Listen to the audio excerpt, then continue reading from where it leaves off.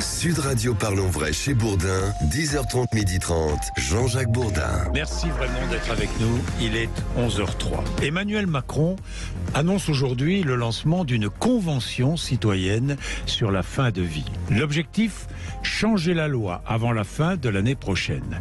Emmanuel Macron n'exclut pas la tenue d'un référendum sur la fin de vie. D'ailleurs, si vous pensez que c'est une bonne solution, un référendum sur la fin de vie, eh bien n'hésitez pas, 0826 300 300. Ce sujet si intime, mais devenu si public, divise notre société, les familles comme les médecins. Il nous faut bouger, a dit Emmanuel Macron à Marcoussis, c'était jeudi dernier. Emmanuel Macron, qui nous dit qu'il faut bouger, il le disait à Marcoussis, il pense qu'il faut avancer. Rapport du Comité national d'éthique sur le sujet. Le rapport tant attendu vient d'être rendu public. Il vient de sortir, Maxime Trouleau. Que dit ce rapport ? Eh bien, il juge possible une aide active à mourir, oui, mais seulement à certaines conditions strictes. Alors, il va falloir évidemment les définir dans les prochains jours. C'est ce qu'estime le Comité national consultatif d'éthique, des conditions strictes avec lesquelles il apparaît inacceptable de transiger. C'est ce qu'a déclaré Alain Claes, l'un des rapporteurs de ce comité. On sait très bien qu'il y a des situations inacceptables sur la mise en œuvre des soins palliatifs, a-t-il expliqué en fin de matinée dans ce rapport. Le comité plaide donc aussi pour accélérer les efforts en faveur des soins palliatifs. Mais un avis loin d'être unanime au sein de ce conseil. Certains de ses membres ont émis des réserves sur une possible mise en place d'une aide active à mourir. Cela a fait débat au sein du comité, comme je suppose dans toute la société française, a admis Alain Claes. Et nous aurons dans quelques instants le rapporteur du comité d'éthique qui sera en direct avec nous pour nous expliquer, pour aller un petit peu plus loin sur les conditions strictes. Seulement, oui, d'accord, dit le comité d'éthique, une aide active à mourir, mais à certaines conditions strictes. Qu'est-ce que ça veut dire ? Explication, certaines conditions strictes. Le chef de l'État, Emmanuel Macron, a donc officialisé, il y a quelques minutes, la tenue d'une convention citoyenne, Maxime. Oui, c'était une promesse du candidat Macron. Ça a duré 6 mois. Elle sera à l'image de celle pour le climat en 2019, avec une assemblée réunissant plusieurs Français. Ensuite, donc, un nouveau cadre légal sera possible d'ici la fin 2023. Une convention citoyenne qui sera constituée dès octobre. Il rendra donc ses conclusions en mars, a indiqué l'Élysée dans un communiqué. Bien, il faut avancer, mais avancer prudemment, si je comprends bien. Avec nous en studio, le docteur Isabelle Marin, qui est médecin en soins palliatifs, hôpital Saint-Denis. Vous étiez secrétaire de la Société française d'accompagnement et de soins palliatifs. Merci d'être avec nous. Comment regardez-vous cet avis du Comité national d'éthique ? Alors, déjà, on n'a pas eu encore beaucoup le temps de le lire et de le consulter. Mais j'attends le rapporteur qui va nous expliquer. Ce que j'ai quand même vu dès le début, c'est l'importance qu'ils accordent au fait que les soins palliatifs actuellement ne sont pas assez diffusés dans la société. Ils ne sont pas assez diffusés, d'abord pour des raisons de moyens et surtout de personnel. Je ne sais pas si vous savez, mais il y a une crise sanitaire. Il manque beaucoup de soignants. Vous dites que je suis médecin de l'hôpital Saint-Denis. En fait, j'étais retraité. Oui. Et on m'a demandé de venir travailler à Châtillon, en Bourgogne, parce que, imaginez-vous que Vous avez repris du service. Pour une équipe mobile de l'ensemble d'un département, vous avez un mi-temps de médecin, c'est tout. Et donc, forcément, on cherche partout. Alors, en soins palliatifs comme ailleurs, mais l'hôpital aussi est en grande crise pour l'ensemble des soins. Donc déjà... ce qui est le plus important, me semble-t-il, c'est déjà d'assurer que les patients puissent être accompagnés, puissent être soulagés, puissent avoir des médecins, y compris à domicile, ce qui est actuellement absolument pas le cas. Là, j'apprends un peu ce que c'est que la province. Enfin, on n'appelle plus province maintenant, le territoire, ce que vous voulez. Enfin bref, les gens qui habitent à la campagne, eh bien, c'est catastrophique. Ça veut dire que les soins palliatifs sont réservés à celles et ceux qui habitent en ville ?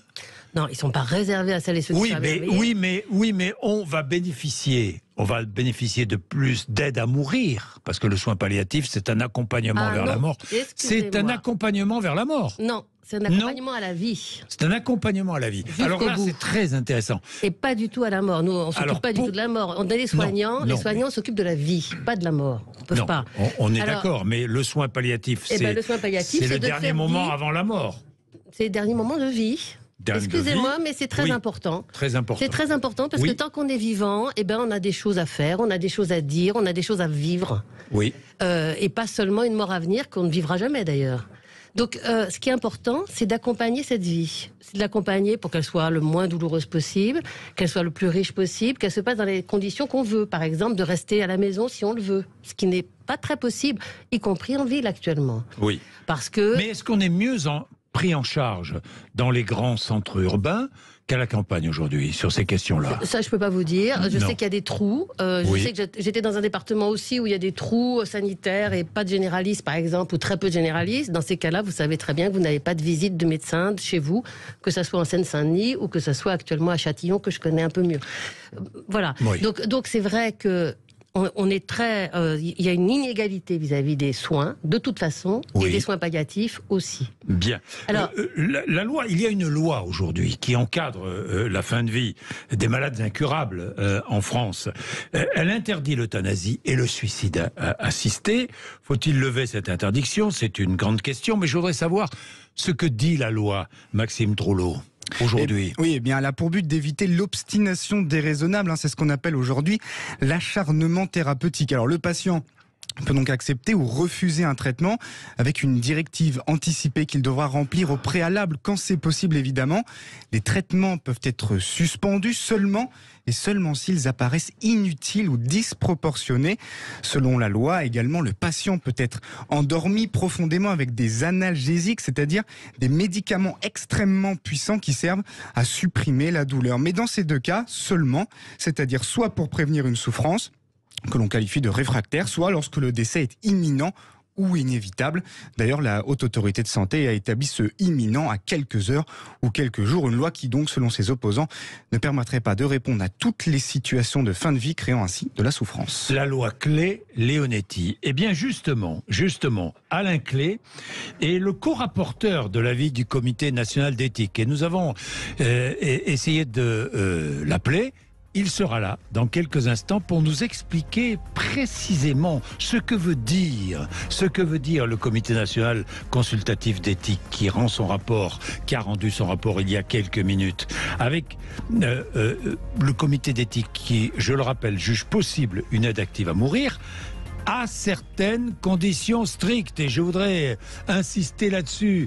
Quelle est la signification de ces mots, à certaines conditions strictes? Alain Clay, vous êtes avec nous? Bien, nous n'avons pas encore Alain Clay. Nous allons l'avoir. Il est 11h10. Bah tiens, faisons un peu de pub et ensuite nous l'appellerons. Il sera avec nous. À tout de suite. Sud Radio Parlons Vrai chez Bourdin, 10h30, 12h30, Jean-Jacques Bourdin. La fin de vie, le Comité national consultatif d'éthique vient de rendre son rapport il y a quelques minutes. Il juge possible une aide active à mourir. Et nous avons avec nous l'un des rapporteurs du Comité consultatif d'éthique, Alain Clay. Bonjour. Bonjour. Merci vraiment d'être avec nous ce matin pour expliquer cet avis que vous venez de rendre, ce rapport. Une vraie nouveauté, vous jugez possible une aide active à mourir, mais vous ajoutez à certaines conditions strictes. Quelles sont ces conditions strictes? Alors, si vous me permettez, cette proposition rentre dans une étude plus globale du CCNE, oui, qui a visité l'ensemble des lois qui ont été votées depuis 20 ans sur ce sujet, des soins palliatifs en 99, la loi Kouchner en 2002 qui a permis à un patient d'arrêter son traitement, la loi 2005 qui était la loi sur l'obstination déraisonnable, et enfin la loi que j'avais eu l'honneur de préparer avec Jean Leonetti, la loi de 2016, qui donnait deux nouveaux droits aux patients, les directives anticipées et la personne de confiance, et qui autorisait pour des personnes dont le pronostic vital engagé à court terme existait une sédation profonde et continue jusqu'au décès. Voilà ce qu'était la situation. Voilà. Donc, notre travail, deux choses: évaluer toutes ces lois, voir ce qui ne fonctionne pas. Aujourd'hui, la fin de vie, dans beaucoup de situations, on en connaît les uns et les autres, chacun, des fins de vie qui se passent mal, parce que ce qui avait été voté, les soins palliatifs n'existent pas forcément dans tous les hôpitaux, dans tous les EHPAD, à domicile, oui. parce que, etc. Il y a toute une série de choses où il est indispensable de travailler et d'avancer. J'ajoute qu'il y avait de faire évoluer la loi, donc, Alain Clay. Faire évoluer ce qui existe et le rendre applicable. D'accord. La deuxième question, et je viens à votre à votre question. Oui. C'est l'aide active à mourir. Oui. Jusqu'à présent, le CCNE avait réfléchi à ce sujet, mais ne s'était pas prononcé. Notre position est la suivante, elle est très claire. Si le législateur venait à s'emparer de ce sujet, le Comité consultatif national d'éthique considère qu'il existe une voie pour une application éthique d'une aide active à mourir à certaines conditions strictes avec lesquelles il apparaît inacceptable de transition. Les possibilités d'un accès légal à une assistance au suicide devraient être ouvertes aux personnes majeures atteintes de maladies graves et incurables, provoquant des souffrances physiques ou psychiques réfractaires, dont le pronostic vital est engagé à moyen terme, c'est-à-dire au-delà de la loi de 2016.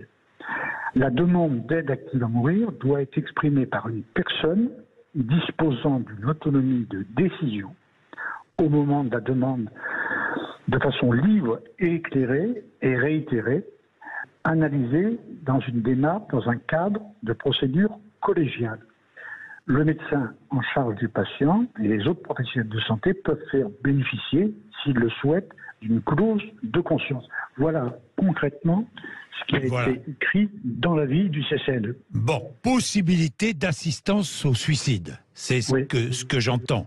Et demande active d'aide à mourir. S'il y a demande active d'aide à mourir sous certaines conditions, on est bien. C'est ce que je résume votre avis. C'est bien cela. Il y a un autre volet qui est l'euthanasie, c'est-à-dire cette personne dont le pronostic vital est engagé à moyen terme,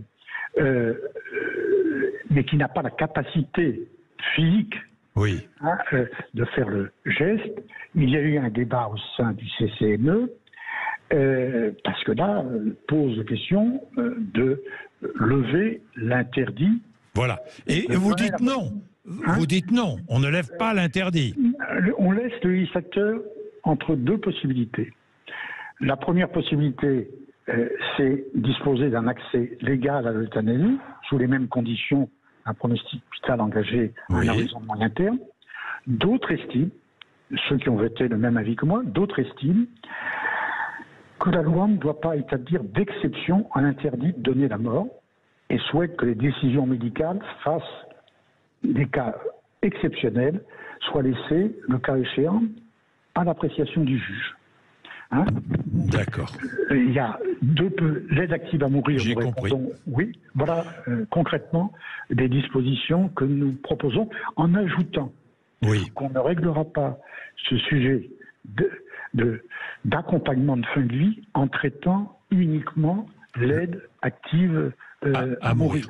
Car on sait très bien, et vous le savez, vous qui êtes observateur de ces sujets-là, qu'il y a aujourd'hui des raisons qui font que les choses se passent mal parce que il y a des insuffisances. Regardez l'hôpital aujourd'hui et les EHPAD, le personnel est en souffrance. On manque de personnel. On manque de personnel. Bien sûr. Est arrivé peut-être à une telle technicité qu'aujourd'hui l'accompagnement de la personne est peut-être insuffisant et les moyens donnés au personnel ne sont peut-être pas suffisants. Pour résumer, si vous voulez, CCNE, c'est pas le Parlement. CCNE, c'est un organisme indépendant. Allez-y. Alain Clé, j'ai une question. On prête au président de la République l'intention d'organiser un référendum sur le sujet. Est-ce que vous pensez que ce serait bien? Alors, c'est au président de la République, en fonction de la Constitution, de décider quelle voie, s'il décidait de prendre. Je ne vois pas trop quelles questions poser lors d'un référendum. C'est une bonne question. Nous, on s'est permis de dire deux choses. Qu'il faut un débat. Parce que je pense que vis-à-vis du personnel soignant, vis-à-vis des personnes de nos concitoyens, il y a un débat. Bon, il va y avoir débat. Ça, on est d'accord. Le référendum, nous disons dans notre avis que nous ne sommes pas favorables. Bien. Alors bien sûr, ça peut être un référendum sur un projet de loi. Mais le sujet est tellement complexe, tellement délicat. Alors je m'exprime à titre personnel en tant que citoyen. Je pense que la démocratie représentative est quand même le meilleur lieu pour débattre de ces sujets extrêmement complexes. Bien, merci beaucoup Alain Clé. Je vous en Merci prie. pour votre clarté et merci pour cette mesure. Ça fait réagir évidemment de très nombreux auditeurs. Je vais prendre Valérie dans un instant, 0826 300 300, mais j'accueille Jean-Luc Romero qui était président de l'Association pour le droit de mourir dans la dignité, qui est adjoint à la mairie de Paris. Jean-Luc Romero, bonjour. Bonjour. Merci d'être avec nous. Nous allons réagir à ce que vient de dire Alain Clé, qui est la voix du comité d'éthique ce matin sur l'antenne de Sud Radio. Il nous a donné des précisions très importantes. La possibilité d'assistance au suicide, mais pas l'euthanasie et pas de référendum. C'est en gros résumé ce que dit le comité d'éthique. Est-ce que, docteur Marin, ça vous paraît une bonne position? Dans la mesure où ça laisse les soignants un peu en dehors de l'affaire et que ça laisse le débat à la société, j'ai rien à en dire. En tant que médecin, c'est sûr que nous, notre fonction, c'est d'accompagner les gens, pas de les tuer. Donc, c'est ce que nous dit le comité d'éthique d'une certaine façon. Et donc, en cela, je suis d'accord. Après, sur l'histoire du référendum, je trouve ça bien qu'ils aient pu s'opposer, dans la mesure où c'est une question complexe. On a tous très peur de mourir. On a tous très peur que la mort se fasse dans des conditions difficiles. Et sur ces sujets-là, il faut bien voir que les avis entre les gens qui sont pas concernés, en tout cas pas tout de suite concernés comme nous, et les avis des gens qui sont concernés et qui vont pas participer au référendum, les très grands malades ne vont pas répondre. Et on sait très bien que les avis sont très différents. Mais on a peur de mourir. D'accord, on a peur face à sa propre mort, mais aussi on a peur de souffrir. Hein, oui, mais c'est Montaigne qui dit ça. On a peur de mourir parce qu'on a peur de souffrir, mais qu'on a peur de souffrir parce qu'on a peur de mourir. Oui, exactement. C'est extrêmement mélangé. Mais c'est extrêmement mélangé, c'est la raison pour laquelle je vous en parle, docteur Marin. Mais je me tourne vers Jean-Luc Romero. Vous avez écouté Alain Clé. J'ai résumé finalement l'avis du comité d'éthique. Qu'en pensez-vous? D'abord, moi, il y a des mots que j'aimerais qu'on n'utilise pas, parce que quand j'entends dire tuer, non, moi, vous savez, la semaine dernière, on a encore eu une déléguée de la DMD qui est partie en Suisse. Elle n'a pas demandé à être tuée. Elle a demandé un geste d'amour. Et vous savez, l'euthanasie, c'est un soin palliatif. Attendez, en Suisse, c'est du suicide assisté. Oui, c'est du suicide assisté. Ce n'est pas tout à fait pareil. Oui, tout à fait. Ce n'est pas de l'euthanasie. Non, mais c'est du suicide assisté. C'est du suicide assisté. Qu'on évoquait là. Mais il faut bien faire la différence entre les deux. Hein. Tout à fait. Mais d'ailleurs, quelle est la différence entre les deux? Le suicide assisté, c'est vous-même qui prenez le produit ou qui tournez le bouton de la perfusion. L'euthanasie, c'est un soignant qui vous injecte un produit. Voilà, c'est cette différence. Mais je pense qu'aujourd'hui, voilà, cet avis d'abord est important parce que le dernier avis n'était pas du tout favorable. Il est beaucoup plus nuancé que ce qu'il a dit, puisque par exemple sur l'euthanasie, il laisse le Parlement qui va décider. Je vous rappelle qu'aujourd'hui, c'est ce qu'il vient de dire. Mais aujourd'hui, on a pour la première fois une majorité très importante à l'Assemblée nationale qui est favorable. Et je vous rappelle, vous savez, bon, c'est pas un secret. Moi, il y a 15 jours, j'ai vu le président de la République. Il m'a parlé d'une loi pour 2023, pas du tout d'un référendum. Et hier soir, donc pas de référendum. Hier soir, j'étais en rendez-vous avec le ministre de la Santé qui m'a confirmé exactement la même chose. Aujourd'hui, la société est prête. Non pas que les gens sont des militants de l'euthanasie. Moi, je suis pas du tout un militant de l'euthanasie. Je suis un militant du choix. On sait aujourd'hui d'abord qu'il faut permettre l'accès universel aux soins palliatifs. On se bat là-dessus. Je pense qu'il y a un consensus là-dessus depuis très longtemps. Et d'ailleurs, tous ceux qui nous donnent des leçons, moi, je ne comprends pas ce qu'ils ont fait avec certains qui ont des subventions incroyables depuis des années. Pourquoi on n'y est pas arrivé? Donc ça, c'est quelque chose qui doit être fait et qui doit être fait en même temps. Vous savez, les Belges, quand ils ont voté leur loi, ils ont voté 3 lois. Ils ont voté une loi sur les soins palliatifs, une loi sur l'euthanasie et une loi sur les droits des patients. Et aujourd'hui, il faut qu'on change d'axiome. Jusqu'à présent, c'était ceux qui étaient autour du lit, essentiellement les soignants qui décidaient de ce qui était le mieux pour chacun d'entre nous. Aujourd'hui, et c'est ça la nouvelle logique, et c'est important, c'est vous qui devez choisir. Oui. Parce que jusqu'au bout, on est dans le doute. Et c'est pour ça qu'il faut avoir toutes les possibilités. Le patient doit choisir, c'est votre position, mais je me mets à la place des soignants. Donner la mort n'est pas un soin, Jean-Luc Romero. Pour vous. Et imagine-t-on permettre, pour moi, enfin, moi je vais pas donner mon avis sur la question, mais imagine-t-on permettre aux soignants de donner la mort? Mais écoutez, est-ce que les Belges, les médecins hollandais, les médecins luxembourgeois, les médecins autrichiens, les médecins espagnols disent que c'est un soin palliatif? Vous savez, aujourd'hui, vous avez la sédation profonde et continue. On vous endort. On va jamais vous réalimenter.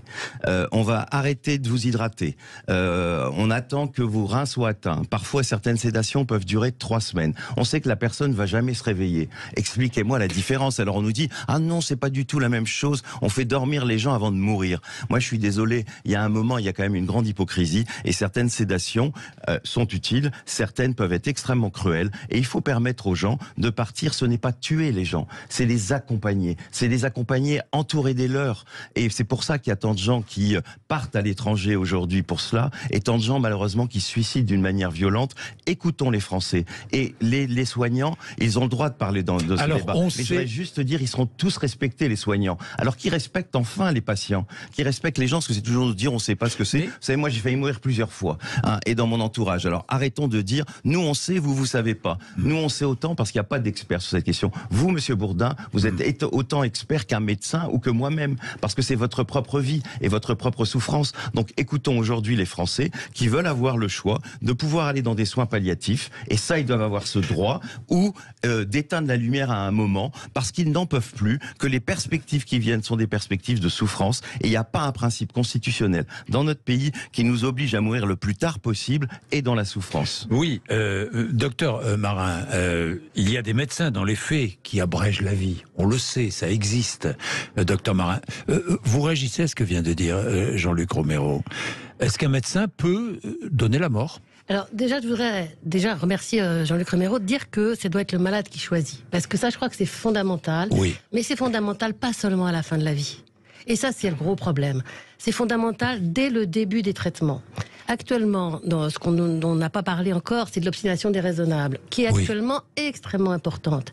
Si beaucoup de fins de vie se passent mal, c'est aussi parce qu'il y a beaucoup d'obstination déraisonnable. Mais l'obstination déraisonnable vient de l'entourage, essentiellement. Alors, vient de tout le monde. Elle vient de tout le monde, elle vient aussi du patient. Elle vient du patient, elle vient du soignant, mais elle vient aussi de l'entourage, et l'obstination déraisonnable est très fréquente.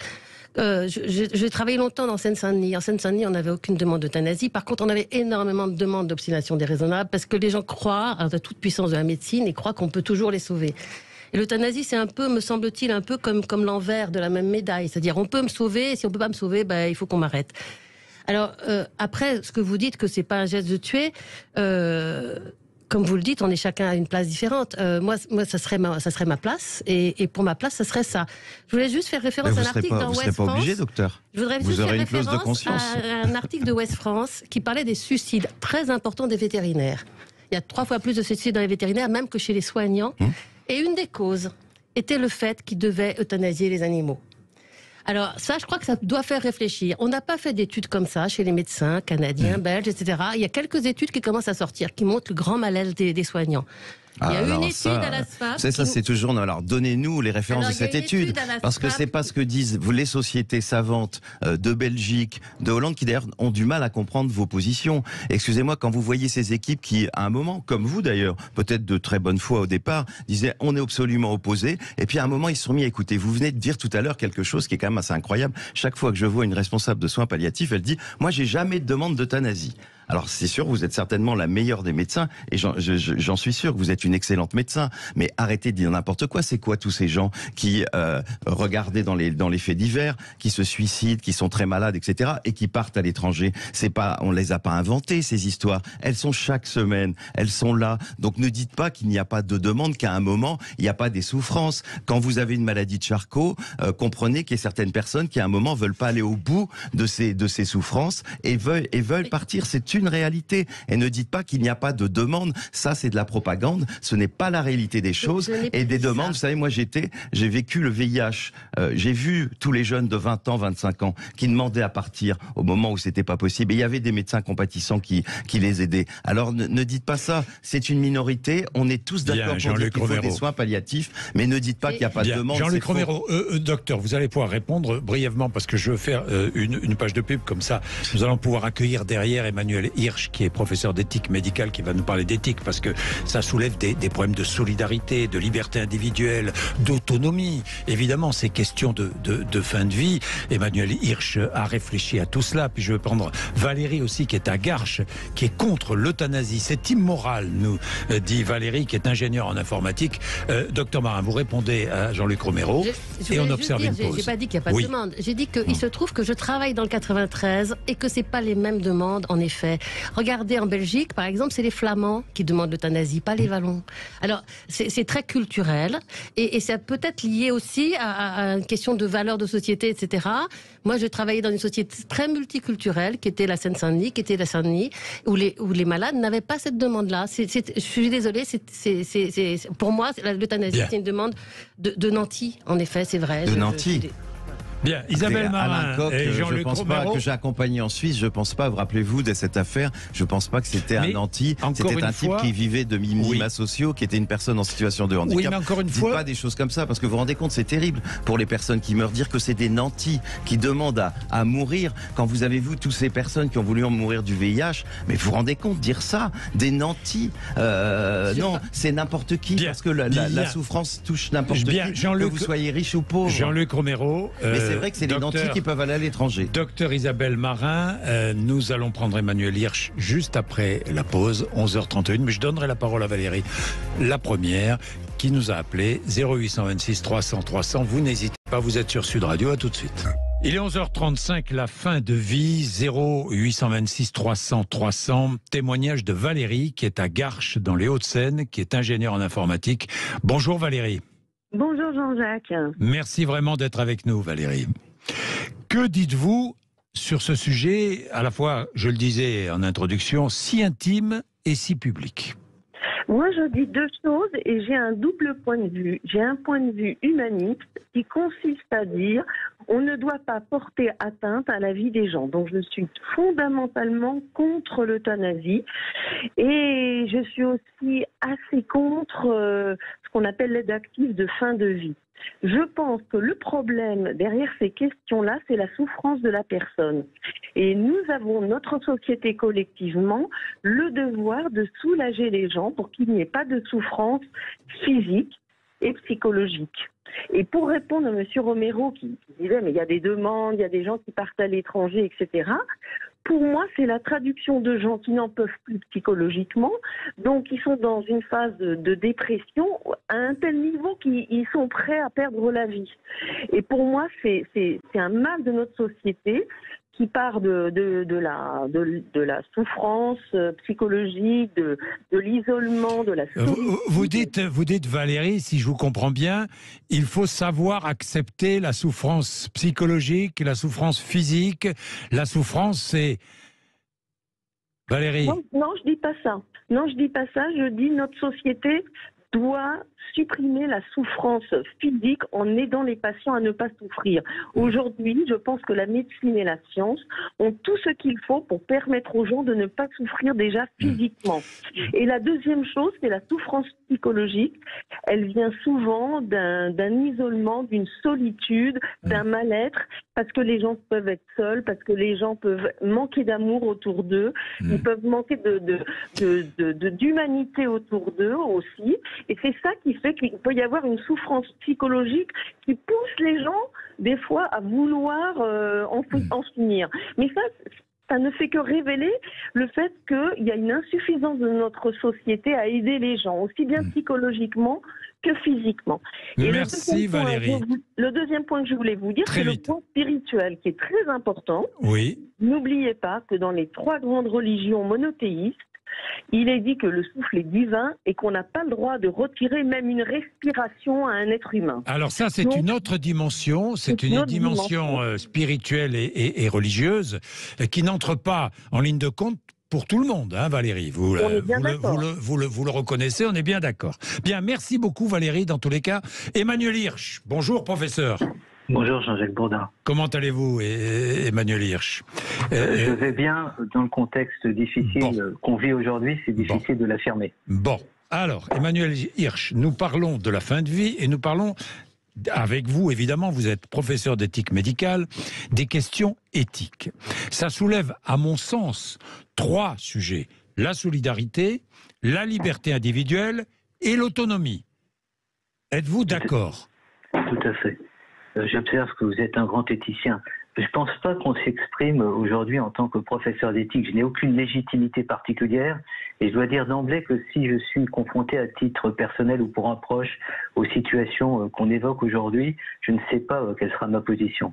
Un deuxième point, comme Jean-Luc Romero, nous sommes des anciens combattants, à la fois du sida, et nous avons participé les uns et les autres à de nombreux débats, puisqu'on est à notre 5e législation.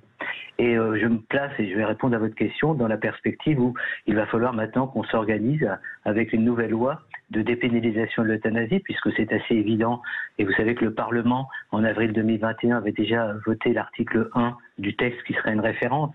Alors sur la question de l'autonomie, sur la question d'éthique, d'abord, je suis surpris de l'avis que vient de rendre le Comité consultatif national d'éthique, puisqu'il y a 9 ans, il rendait un avis qui, lui, n'était pas favorable à la dépénalisation de l'euthanasie, mais favorable à la sédation profonde et continue jusqu'au décès. Pour M. Vincent Lambert, son euthanasie a duré 9 jours.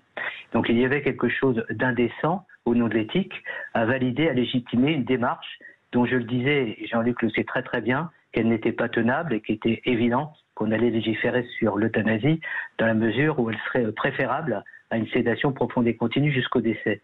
Pour la question de l'autonomie, et c'est un point fondamental, quand la personne est en capacité d'anticiper, de discerner, c'est vrai que son libre choix peut s'exercer. La vraie question éthique ou déontologique, c'est est-ce que c'est au médecin d'être l'acteur ou l'agent de sa mort? C'est une question qu'on peut se poser. D'autre part, et ça a été évoqué dans votre émission, et je connais Isabelle Marin depuis des années, on est militant des soins palliatifs depuis au moins 30 ans. La deuxième question, c'est est-ce que la personne en fin de vie est autonome véritablement pour décider? Et est-ce qu'en termes de solidarité sociale, on a autre proposition à faire que d'abréger son existence? C'est des questions que je pose avec beaucoup d'humilité, parce que je comprends, pour avoir évolué dans ma réflexion depuis des années, que c'est une affaire personnelle, intime, singulière. Et je termine pour répondre à votre question. Est-ce qu'on a besoin de légiférer dans un domaine aussi spécifique, aussi singulier? Est-ce que la loi, c'est pas aussi une norme? Est-ce qu'on ne va pas donner le sentiment à des personnes vulnérables aujourd'hui que la bonne mort, c'est une mort euthanasiée? C'est une question qu'on peut se poser. Une fois que j'ai dit ça, vous avez vu à quelle humilité je me situe aujourd'hui. Oui. Et j'attends de cette concertation, dont on sait qu'elle aboutira à une loi, j'attends de cette concertation que chacun comprenne ses responsabilités vis-à-vis du vivant jusqu'au terme de son existence. Oui, et beaucoup d'humilité, vous demandez beaucoup d'humilité à chacun. Je vais vous interroger, Emmanuel Hirsch, quand même, je vais revenir sur un point d'éthique qui me paraît important, c'est la liberté individuelle. La réflexion autour de la liberté individuelle. Mais je voudrais que nous prenions Betty. Betty, qui est infirmière libérale. Bonjour Betty. Bonjour. Merci vraiment d'être avec nous. Betty, quel témoignage vouliez-vous apporter ? C'était plus par rapport au fait qu'on avait déjà de très belles avancées par rapport justement au fait de pouvoir disposer de comment on part, qu'est-ce qu'on souhaite pour nos derniers moments, donc avec la loi Leonetti bien sûr. Le fait effectivement que les soins palliatifs c'est reconnu, c'est-à-dire que vous avez des médecins qui sont complètement dédiés à cette spécialité. On a des diplômes universitaires également pour les infirmiers. On a des équipes mobiles de soins palliatifs. Vous avez carrément des services avec des lits dédiés aux soins palliatifs. Donc c'est très bien d'être dans une société qui progresse justement pour reconnaître le droit à partir dans la dignité. Par contre, moi, le souci que j'ai, c'est que la législation l'encadre avec ce qu'on appelle les directives anticipées, pour éviter justement de ce qu'on parle de l'acharnement thérapeutique. Parce que si vous n'avez pas rempli ce document, c'est votre famille et c'est les médecins qui vont décider de oui ou non, est-ce qu'on poursuit les traitements curatifs ou pas. Moi, ce que je constate, c'est que beaucoup de personnes n'ont pas rempli ce document. Donc moi, je me retrouve avec des personnes au bout, souvent, des traitements curatifs qui ne sont plus en capacité de décider. Et on prend la décision pour eux et on efface quand même. Alors si la famille... et beaucoup vous demandent, certains de vos patients vous demandent de les aider à partir. Ah oui, il y a beaucoup de souffrance morale, il y a beaucoup de demandes de j'en peux plus, je veux partir, aidez-moi, je supporte plus. Que répondez-vous, Betty? Parce que j'imagine la situation dans laquelle vous vous retrouvez. Oui. Comment je réponds? Souvent je constate, j'appelle le médecin. J'appelle le médecin traitant, sachant que j'ai plus de médecin traitant depuis 3 ans et que je suis obligée, enfin c'est compliqué.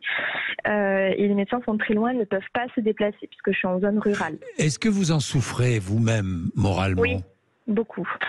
Je le sens, Betty. Oui, beaucoup parce que mon métier c'est de répondre aux souhaits et aux valeurs de la personne que je soigne. Oui. Donc quand je peux pas faire ça, je suis très mal. Voilà. Vous êtes très mal. Voilà. Voilà aussi un élément à prendre en compte dans la réflexion globale autour de la fin de vie. La souffrance de ceux qui sont au plus près des patients. Et qui sont les personnes au plus près des patients? Bien, les soignants. Betty, par exemple. Docteur Marin. Oui, Betty a insisté sur le fait des directives anticipées et du fait de pouvoir arrêter les traitements quand ils sont inefficaces. Alors déjà, la première des choses, c'est que le malade peut décider tout seul et très souvent, il peut parler même jusqu'à la fin pour pouvoir dire qu'il ne veut plus de tel ou tel traitement. Mais alors, quand aujourd'hui, avec la loi, quand le patient dit je ne veux plus, vous faites quoi? Quand il dit je ne veux plus, par exemple de chimio, on peut peut-être arrêter la chimio, mais on peut peut-être ne pas attendre la toute fin de vie pour pouvoir écouter le patient et faire ce qu'on appelle des... Oui, mais vous ne pouvez pas lui donner la mort, vous n'avez pas le droit. La question est pas ça. Quand de lui garder la vie, vous dites. Je dis que quand les gens en disent j'en peux plus, très souvent ils en peuvent plus des soins, des traitements, des choses extrêmement lourdes, extrêmement pénibles. Oui. Et dès qu'on commence à arrêter tout ce qui est invasif, tout ce qui les gêne, quand on commence à pouvoir les faire rentrer à la maison, les choses peuvent beaucoup s'arranger. Quand on dit j'en peux plus, il faut savoir de quoi on peut plus. Et très souvent, c'est de petites choses dont on peut plus. C'est d'une perf, c'est d'un examen qu'on doit faire, l'obstination déraisonnable est actuellement extrêmement fréquente jusqu'à la fin. Et les infirmières en souffrent beaucoup quand elles doivent refaire des prises de sang alors que ça ne sert plus à rien. Betty en souffre.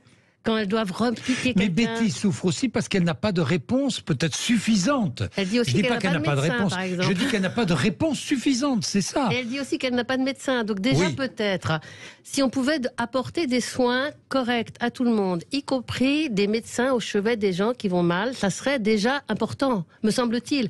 Parce que le risque quand même, c'est de faire une loi qui coûte pas très cher et de rien faire pour améliorer les soins quotidiens. Si j'imagine que tous ceux qui vont animer cette réflexion collective, cette convention citoyenne, vont avoir à l'esprit toutes les remarques que vous faites et toutes les remarques que fait Jean-Luc Romero. J'imagine que tout ça va être pris en compte et que dans la réflexion collective, on peut avancer. Le référendum me paraît, moi, un peu réducteur sur une question aussi importante. Il n'y aura pas de référendum. Et vous avez raison, parce que c'est trop... Mais c'est trop, on va dire quoi? On donne la vie ou on donne la mort? Honnêtement, moi je pense que de ce débat, ce qui doit sortir, c'est ce qu'ont fait les Belges. Il faut une loi sur les soins palliatifs et arrêtons d'avoir les lois Leonetti qui disent on a droit aux soins palliatifs, mais qui prévoient pas c'est peut-être sur les années qui viennent. Jean-Luc Romero. Il faut un plan sur les 4 années qui viennent qui permettent l'accès universel. Je pense que sur ces questions-là, vous allez me dire ce que vous en pensez, sur ces questions-là, il ne faut pas aller trop vite. Je pense qu'il faut faire évoluer la loi. Oui. Vous savez, moi je suis un militant de la lutte contre le sida depuis 30 ans. Vous savez que l'une des premières choses qu'ont fait les militants de la lutte contre le sida, c'était de dire on veut avoir le droit de choisir notre mort. Donc vous savez, moi ça fait 35 ans que je vis avec ce virus, ça fait 35 ans qu'on demande ce droit, ça fait des années et des années, vous le savez, parce que vous avez fait combien de débats autour de cette question. On nous dit le débat est relancé. Je pense qu'aujourd'hui, c'est plus une question de temps. Aujourd'hui, il faut avancer. Il faut avancer en donnant les moyens aux soins palliatifs et il faut avancer avec une nouvelle loi dans un an. Voilà, tout à fait. Je vais prendre Emmanuel Hirsch dans quelques instants, mais on va observer une nouvelle pause. Il est 11h48. Sud Radio Parlons Vrai chez Bourdin, 10h30, 12h30, Jean-Jacques Bourdin. Il est 11h51. Merci Emmanuel Hirsch. Je parlais de liberté individuelle. Et d'ailleurs, Emmanuel Hirsch, on prend Daniel qui est à Nîmes. Bonjour Daniel. Oui, bonjour Monsieur Bourdin. Merci vraiment d'être avec nous. Voilà, écoutez, moi j'ai posé une demande de pas d'acharnement thérapeutique chez mon médecin. Je voudrais savoir si c'est encore valable. Vous avez demandé quoi à votre médecin? J'ai demandé pas d'acharnement thérapeutique. Pas d'acharnement thérapeutique. Thérapeutique, c'est-à-dire que voilà, il m'arrive quelque chose, c'est pas je suis à l'heure actuelle, je suis prévoyante, je me dis je ne veux pas d'acharnement thérapeutique. J'ai vu récemment le cas de maman où on lui a coupé la jambe et 15 jours après, elle est décédée. Oui. Donc, pour moi, ça a été un acharnement thérapeutique. Mais oui. Voilà. Mais oui, bon, on mais était oui. 3, on n'était pas toutes du même avis pour... Voilà. Bon, d'accord. Bon. Donc, je voudrais savoir si c'est la vérité. Si ça vaut encore... ou alors, je vais à la DMD. C'est la loi... Non, mais de toute façon, ça c'est les lois, ça c'est les lois Leonetti, l'acharnement thérapeutique, ce qu'on appelle, ce que le docteur le rappelait tout à l'heure, l'obstination déraisonnable est interdite. Et donc, si elle est confrontée à ça, qu'elle n'hésite pas d'ailleurs à nous joindre. Nous, on a des avocats qui peuvent poursuivre si évidemment on continue cet acharnement thérapeutique. Oui. La question est de savoir comment on décide si c'est un acharnement ou si c'est raisonnable. Et ça le gros problème. Et c'est pour ça qu'il faut de la collégialité, pour que le médecin soit pas tout seul, que les infirmières, les aides-soignants puissent aussi réfléchir sur jusqu'où on va. Et est-ce que c'est de l'acharnement ou des soins raisonnables? Alors Emmanuel Hirsch, on est bien d'accord. Donc la liberté, l'éthique et la liberté individuelle sur la question, Emmanuel Hirsch, que pourriez-vous dire? D'abord que votre émission nous permet de parler vrai. Et je pense que ce dont on a besoin dans les prochaines semaines, c'est de parler vrai. J'étais sensible au témoignage de Valérie, de Betty, et puis au témoignage de vos interlocuteurs. Ça, c'est le premier point. Alors, il y a la liberté, et puis il y a la conscience. Et ça a été dit tout à l'heure, à la fois pour soi et pour autrui.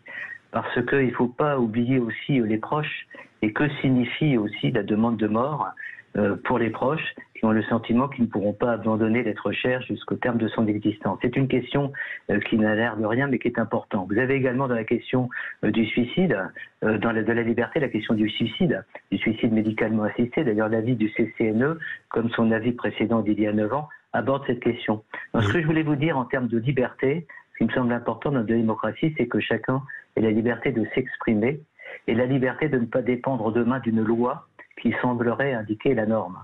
Et j'apprécie l'évolution du discours de Jean-Luc Romero à la DMD. Il faut des soins palliatifs, et il a dit précédemment, Jean-Luc a dit, il était important qu'avant de légiférer sur l'euthanasie, sur cette forme qu'on va, j'allais dire, admettre comme une forme de mort acceptable et médicalisée, il est important de légiférer sur le droit universel d'accès aux soins palliatifs. Ensuite, c'est à chacun de faire œuvre de pédagogie. Et dans les témoignages de Valérie et de Betty, on voit à quel point une certaine éthique du soin, de la présence à l'autre, aussi bien vis-à-vis de la personne en fin de vie, mais pas qu'en fin de vie, puisque n'oubliez pas que la loi actuelle de 2016 s'ouvre à des personnes malades qui arrêtent un traitement et pas uniquement des personnes en fin de vie, ce qui pose aussi un problème très très important. Donc vous avez évoqué, Jean-Jacques Bourdin, tout à l'heure la question de la solidarité. Je pense qu'on a besoin de sollicitude. On est dans une société extraordinairement violente, extrêmement excluante.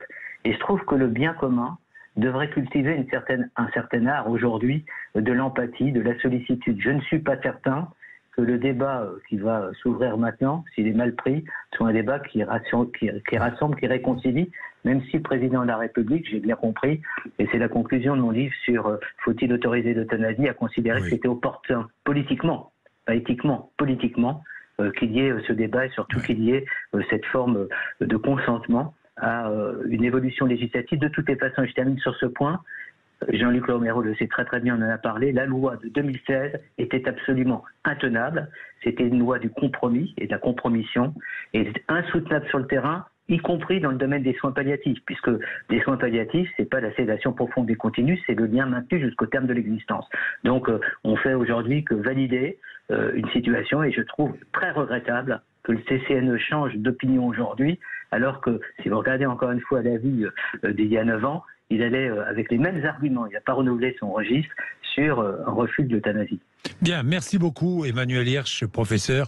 Merci d'avoir été avec nous. C'est vrai que le comité d'éthique ne recommande pas l'euthanasie et s'oppose à toute forme d'euthanasie. Sur le suicide assisté, c'est un peu plus souple. Votre conclusion? Parce que le débat va s'engager. Vous ouvrez le débat en quelque sorte. Il va s'engager nationalement. Une loi, donc Jean-Luc Romero, avant la fin de l'année 2023. Qu'attendez-vous de cette loi?